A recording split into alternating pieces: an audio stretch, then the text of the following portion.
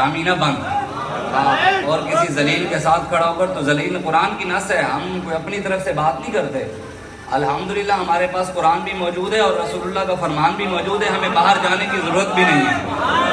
قرآن کے اندر اللہ نے خود کہا ہے وَتُلِّمْ بَعْدَ ذَلِكَ زَنِيمٌ, میرے حبیب جو تیرا گستاخ ہے وہ حرامی ہے, اس کا باپ ایک ہی نہیں ہے, اس کے باپ بھی کوئی اور ہے.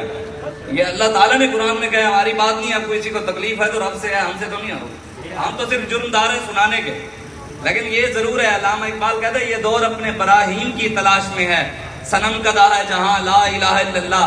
اقبال کہتا ہے پھر پاکستان میں, پھر ہند میں بت خانے بن گئے ہیں. کسی نے لسانیت کا بت بنا لیا, کسی نے وطنیت کا بت بنا لیا, کسی نے کس کا بت لبرلزم کا بت بنا لیا, کسی نے سیکولرزم کا بت بنا لیا, کسی نے قومیت کا بت بنا لیا, کسی نے جی مولویت کا بت بنا لیا, کسی نے پیریت کا بت بنا لیا. لیکن بات یہ ہے کہ رسول اللہ کی عزت کے لیے ہمیں پیر نظر نہیں آئے روڈوں پر, لیکن کھالوں کے لیے روڈوں پر آئے ہوئے تھے.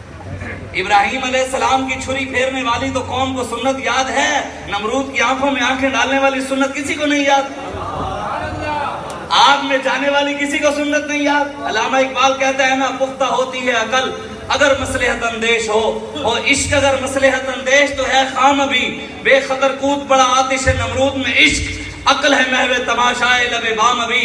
عشق جو تھا وہ چھلانگ لگا دی تھی آگ میں, انہوں نے یہ نہیں دیکھا کہ سامنے کون ہے, طاقتور کون ہے, آگ ہے, یہ کیا